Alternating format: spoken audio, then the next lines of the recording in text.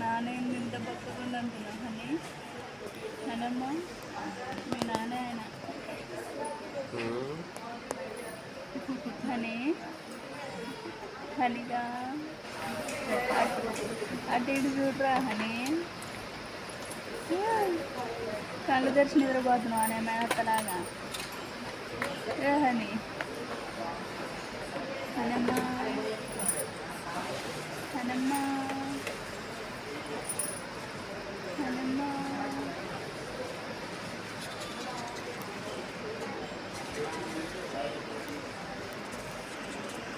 కన్ను కట్టా honey honey